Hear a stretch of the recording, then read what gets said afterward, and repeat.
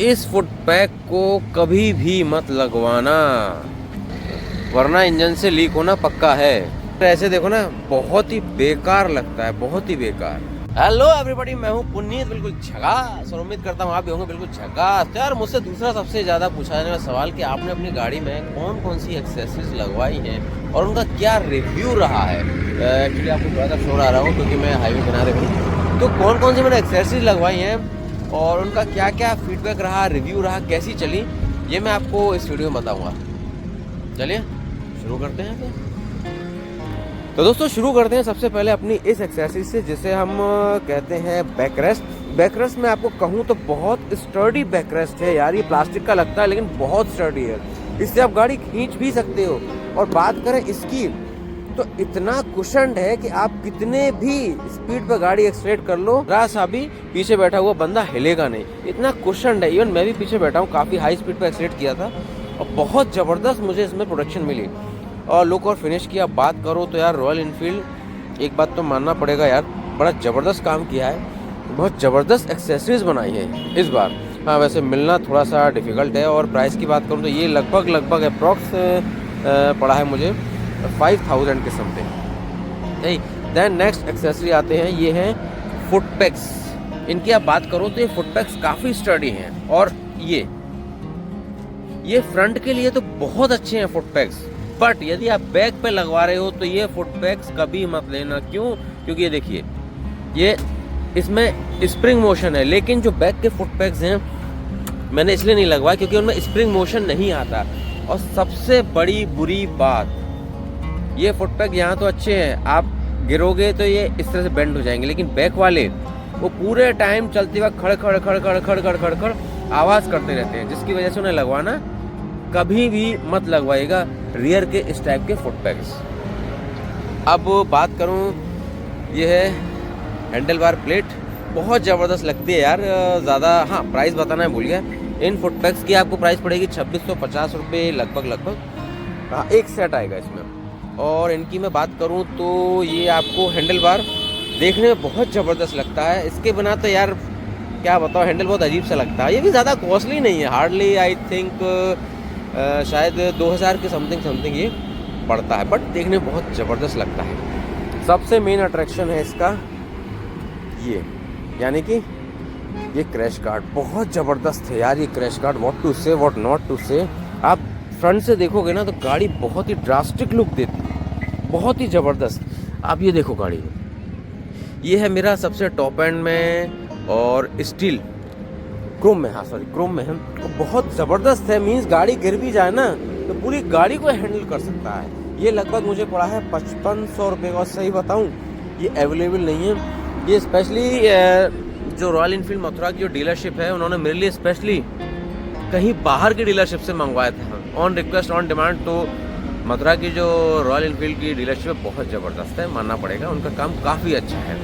और इसके मैं रिव्यू की बात करूँ तो कुछ कहने की ज़रूरत ही नहीं, आप देख ही रहे हो यार। इसमें मैंने ये फॉग लाइट्स लगा रखी हैं और ये बॉटल होल्डर भी लगा रखा है, और इससे बिल्कुल सेफ रहते हो आप। तो जब भी आप गाड़ी लो ये ज़रूर लगवाना, भले ही क्रोम में ना हो, ब्लैक में लगवाना। देन बात करते हैं, ये है आपका सम गार्ड। हाँ इसकी प्राइस आपके इसके क्रैश गार्ड की प्राइस लगभग 5500 रुपये मुझे पड़ी है। देन बात करें, ये है सम गार्ड। सम गार्ड बहुत मैंडेटरी चीज़ है, क्योंकि आप देख पा रहे हो ये अंदर ये है इसका ऑयल फिल्टर। बाई चांस गलती से भी यदि ऑयल फिल्टर पर कोई बहुत बड़ा पत्थर गिट्टी या कुछ भी लग गया तो यकीन मानिएगा आपका इंजन उधर ही ख़त्म है। क्यों? क्योंकि धुआंधार इसमें से ऑयल लीक होगा, इंजन उधर ही आपका सीज हो जाएगा। यदि समझदार हुए तो हो सकता है बच जाओ। ये आप किसी भी कलर का, किसी भी मटेरियल तो मैं नहीं कहूँगा, जो जेन्युइन होता है आप वही लगवाइएगा। और ये एल्युमिनियम का है तो इसमें जंग लगने का कोई भी खतरा या कोई भी टेंशन कुछ भी नहीं है। यदि आप गाड़ी ले रहे हैं तो ये सम गार्ड और ये लेग गार्ड, इसके बिना गाड़ी उठाइएगा मत, क्योंकि ये दो ऐसी एक्सेसरीज होती हैं, समझ लीजिए बस। यदि ये नहीं ली और आपने कोई महंगी गाड़ी ली है, गाड़ी में मोटा खर्चा होना तय है। और एक्सेसरीज की बात करूँ तो ये आप देख ही पा रहे होंगे, ये है मैडडॉग कंपनी की तरफ से आने वाली ये दो लाइट्स हैं, एक ये और एक ये। और ये है मैडडॉग की अल्फ़ा लाइट्स हैं, बहुत ज़बरदस्त लाइट है। अप्रॉक्स 80 वाट पड़ता है, लगभग 40 वाट ईच, और ये सबसे टॉप एंड मॉडल है। ये लगभग मुझे पड़ा है अप्रॉक्स 15 के समथिंग शायद मुझे ये पड़ा है, लेकिन परफॉर्मेंस बहुत ज़बरदस्त है यार इसकी। इवन इसका ये लाइट, इसका ये माउंट, और इसकी जो हार्नेस जा रही है ये, और ये है इसका स्विच, टोटल मिलाकर लगभग 15 के समथिंग मुझे ये पड़ा है ये। और हाँ, ये मैं आपको बता दूं, ये रॉयल एनफील्ड की तरफ से नहीं है, ये मैंने बाहर से परचेज़ किया इनकी वेबसाइट से। और दूसरी चीज़ जो एक्सेसरी मैंने लगवाई है, ये है कप होल्डर। ये आप देख ही चुके होंगे, ये देखिए ये कप होल्डर है, इसमें कप होल्डर सर, ये एक्सेसरी है बॉटल होल्डर। एक्चुअली इसको आप छोटा भी कर सकते हैं, इसको दबाइए छोटा हो जाएगा, और इसको ऐसे दबाई नीचे से और ये बड़ा भी हो जाएगा। भाई बड़ा करना पड़ेगा, एक्चुअली एक हाथ में मेरा कैमरा होल्ड कर रहा हूँ, इसीलिए इसको ये बड़ा भी हो सकता है। इसमें ईजीली 1 लीटर की बिस्लरी की वाटर बॉटल आ जाती है। तो यदि आप मुझसे ऑल इन ऑल पूछो तो एक्सेसरीज काफ़ी ज़बरदस्त इसमें लगी हुई हैं, प्रोडक्शन वाइज भी और शो वाइज भी। और गाड़ी की आप मुझसे यदि पूछो कि गाड़ी कैसी है, तो यार गाड़ी को तो मेरा दिल आ गया, ऐसे ही बताऊँ।